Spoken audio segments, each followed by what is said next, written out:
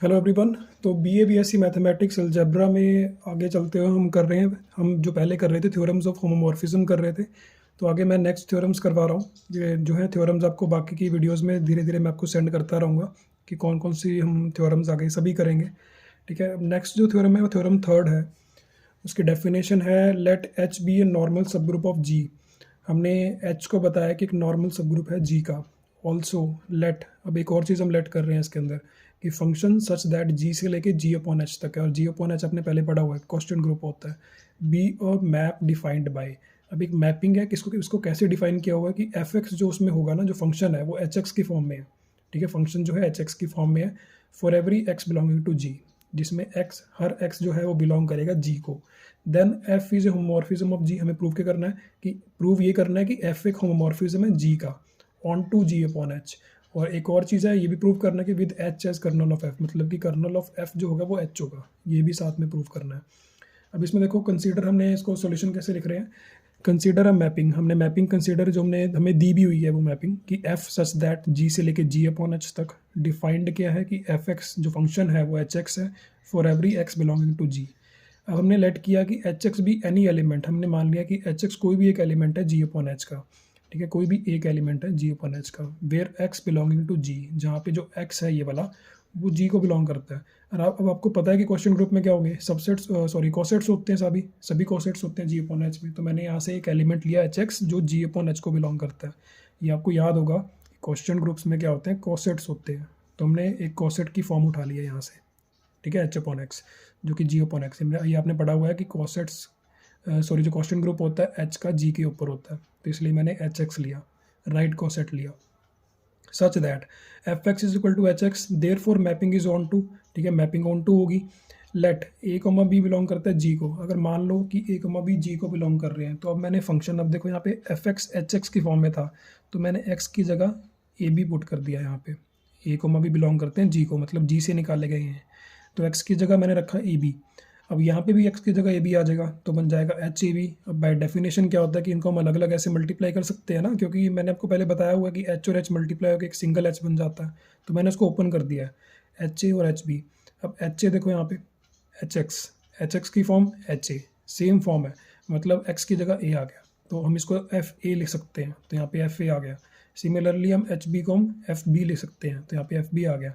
अब अगर F A into F B की फॉर्म प्रूव हो जाती है, तो हम उसको बोल सकते हैं कि एफ एक होमोमॉर्फिज्म है जी का जी अपॉन एच के ऊपर। तो हमने इसको यहाँ पे लिख दिया है।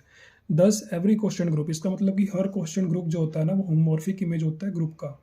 ठीक है, होमोमॉर्फिक इमेज होता है ग्रुप का। तो यहाँ से हमने ये प्रूव कर दिया, सिंपल सी डेफिनेशन थी ये वाली। अब हमें प्रूव क्या करना है नेक्स्ट, कि कर्नल एफ जो है वो एच होता है, जैसे कि यहाँ पे लिखा हुआ है कि with H as a kernel of F. ठीक है, let kernel of F be the kernel of homomorphism F. ठीक है, हमने मान लिया कि के ई आर एफ को हमने शो किया है कि के ई आर एफ जो मैं आगे लिखूंगा ना वो कर्नल होगा होमोमॉर्फिज्म एफ का। The identity of quotient group G upon H is the coset H. अब देखो आइडेंटिटी क्या होगी, क्वेश्चन ग्रुप में क्या होता है एच एक्स ही होता है, तो एक्स की जगह हम आइडेंटिटी एलिमेंट अगर हम लगा दें ई, तो मल्टीप्लाई करके तो वो एच ही आ जाएगा। तो इसलिए हमने बोला कि मान लो दो आइडेंटिटी होगा question group G upon H का, वो कॉसेट एच होगा। समझ आ गया आपको ये। और आपको ये भी याद होगा कि कर्नल क्या होता है।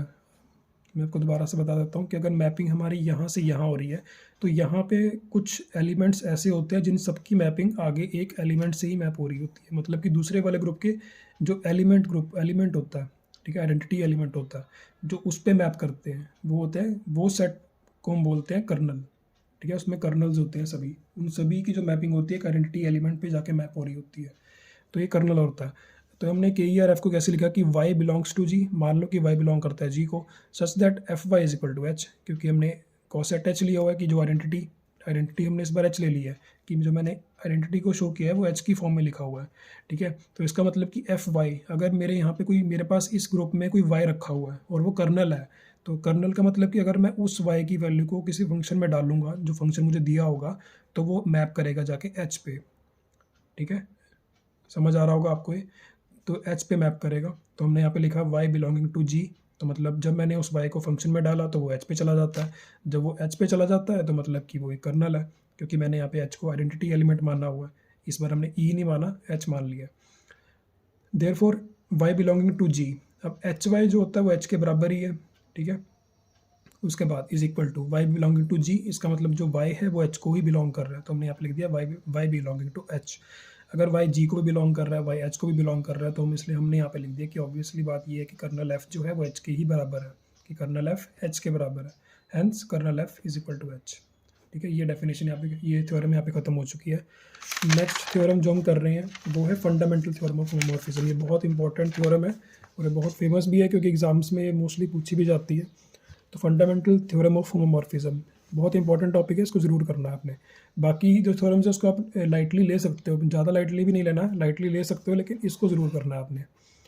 अब इसमें देखो, let G and G dash भी टू ग्रुप्स, हमने माना कि जी और जी डैश दो ग्रुप्स हैं, एंड एफ सच दैट जो फंक्शन होगा वो जी से जी डैश तक जा रहा है और वो होमोमॉर्फिज्म है जी का जी डैश के ऊपर। H is the kernel of F, ये हम पहले प्रूव कर चुके हैं कि कर्नल एफ की जो वैल्यू एच के बराबर है, अभी लास्ट में वही प्रूव किया है। तो हमें लास्ट में ये प्रूव करना है कि जो जी अपॉन एच है वो आइसोमॉर्फिक है जी डैश के, ठीक है। हमें ये चीज़ प्रूव करनी है कि जो जी अपॉन एच है वो आइसोमॉर्फिक है जी डैश के। Every homomorphic image of group, अब इसकी एक और डेफिनेशन है कि हर होमोमॉर्फिक इमेज ऑफ ग्रुप जो होती है, अब देखो ये जी अपॉन एच आ गया ना हमारे पास, यही हमने अभी लास्ट प्रूव किया है कि जो जी अपॉन एच होता है वो एक आइसोमॉर्फिक वो एक इमेज होती है। जैसे हमने यहाँ पे लिखा हुआ देखो कि एवरी कोश्चन ग्रुप, हर क्वेश्चन ग्रुप जो होता है एक होमोमॉर्फिक इमेज होता है ग्रुप का। तो उसी चीज़ को हमने यहाँ पे यूज़ कर लिया, ठीक है। चीज़ों को कनेक्ट करना सीखो आप, अगर आप कनेक्ट करोगे थ्योरम्स को तो आपको समझ आता रहेगा कि पिछली थ्योरम ही यूज़ हुई है यहाँ पे। कनेक्शन करोगे तो जल्दी समझ आएंगी चीज़ें मैथ में। किसी भी चीज़ में ले लो, कोई भी आप सब्जेक्ट ले लो, कनेक्शन बनाना बहुत ज़रूरी है प्रीवियस टॉपिक के साथ। अब इसमें देखो हमारे पास, हम कहाँ पे थे, यहाँ पे ये वाला था कि every homomorphic image of group, कि ग्रुप की कोई भी होमोमॉर्फिक इमेज आइसोमॉर्फिक होती है टू सम क्वेश्चन ग्रुप, ठीक है। तो उसके बाद आगे देखो सॉल्यूशन कैसे है। Since H is a normal subgroup of G, क्योंकि एच एक नॉर्मल सब ग्रुप है जी का, therefore G upon H को हम कैसे ले सकते हैं, G upon H quotient group है और क्वेश्चन ग्रुप को हम कैसे लिखते हैं कॉसेट्स की फॉर्म में। तो एच ए आ गया जहाँ पे ए बिलोंग करता है जी को, is a question group under the composition, ठीक है। अब हमने कॉम्पोजिशन ऐसे लिखी है कि एच ए और एच ए बी के बराबर है फॉर एवरी एच ए और H B belongs to G H, ठीक है। समझ आ गया, सिंपल सी डेफिनेशन है। हमने बोला कि मेरे क्वेश्चन ग्रुप से क्या निकल के आए एलिमेंट्स एच ए और एच बी, और आपको मैं दोबारा से बता देता हूँ कि ये क्वेश्चन ग्रुप है, इसमें कॉसेट्स होते हैं, तो हमने यहाँ से कॉसेट्स ही निकाले हैं। तो कॉसेट्स की फॉर्म हमने ऐसे लिखी कि एच ए और एच बी को अगर मैं मल्टीप्लाई करूँ तो वो आंसर आता है एच ए बी, और ये भी एक कॉसेट है ना, क्योंकि यहाँ पे एच के साथ ए एलिमेंट आ गया, यहाँ पे एच के साथ बी एलिमेंट आ गया, यहाँ पे एच के साथ ए बी एलिमेंट आ गया, ठीक है। ये भी एक राइट कॉसेट है।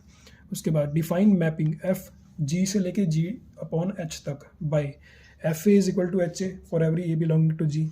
फर्स्ट वी प्रूव दैट, अब सबसे पहले देखो आइसोमॉर्फिक इमेज प्रूव करना है ना। आइसोमॉर्फिज्म के लिए हमें सबसे पहले क्या प्रूव करना होता है कि होमोमॉर्फिज्म है, सबसे पहले तो होमोमॉर्फिज्म है, और दूसरा ऑन टू प्रूव करना होता है कि होमोमॉर्फिज्म और ऑन टू दोनों ही है इसके अंदर, तो हम उसको बोल सकते हैं कि आइसोमॉर्फिक इमेज वो है।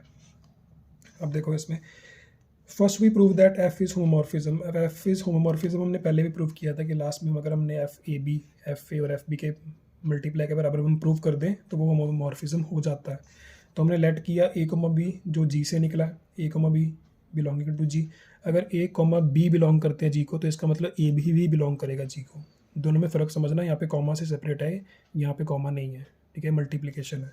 देयरफॉर एफ ए बी, तो एफ ए बी की वैल्यू क्या आएगी एच ए बी, और बाय डेफिनेशन एच ए और एच बी ऐसे सेपरेट हो जाते हैं मल्टीप्लिकेशन में। Since H is a normal subgroup of G, क्योंकि एच जो एक नॉर्मल सब ग्रुप था जी का, तो एफ ए बी किसके बराबर आ गया F A into F B. जब हमने ये चीज़ इसके बराबर प्रूव कर दी है तो एफ एक होमोमॉर्फिज्म प्रूव हो गया है, होमोमॉर्फिज्म हो गया। अब नाउ हमें क्या प्रूव करना है कि ऑन टू भी है, ये भी प्रूव करना है। अब ऑन टू के लिए कैसे प्रूव करेंगे, हमने मान लिया कोई एलिमेंट एक्स जो जी अपॉन एच से निकाला गया, ठीक है। आपको बताइए कि कॉसेट होगा या कोई, वो तो ये कि मैंने कॉसेट को एक्स मान लिया, मतलब वैल्यू तो इसकी एच और ए की फॉर्म में ही होगी, ठीक है। तो जी अपॉन एच से मैंने एक्स निकाला जो कि बिलोंग करता है जी अपॉन एच को, तो एक्स की वैल्यू किसके बराबर होगी एच ए के for some element A belonging to G, जो जी से निकाला गया एलिमेंट है ए, सच दैट अब एफ ए एच ए के बराबर है, उसी को हमने एक्स बोल दिया है। जब ये बराबर हो जाते हैं तो हम इसको बोलते हैं कि एफ ऑन टू है, ठीक है। अब देखो हमने होमोमॉर्फिज्म भी प्रूव कर दिया है, ऑन टू भी प्रूव कर दिया है, इसका मतलब कि हम इसको लास्ट में क्या ले सकते हैं 10 जी से लेके जी अपॉन एच तक, वो एक होमोमॉर्फिज्म भी है एंड ऑन टू भी है। This implies that G upon H is homomorphic image of G. ठीक है, सॉरी यहाँ पे होमोमॉर्फिक नहीं आइसोमॉर्फिक आएगा कि यहाँ से हमने ये प्रूव कर दिया है कि जी अपॉन एच जो है वो एक आइसोमॉर्फिक इमेज है जी की। तो यहाँ पे आपका ये फंडामेंटल थ्योरम ऑफ होमोमॉर्फिज्म भी कंप्लीट हो गया है। बाकी की थ्योरम्स नेक्स्ट वीडियोज़ में आपको मिलती जाएंगी। Thank you.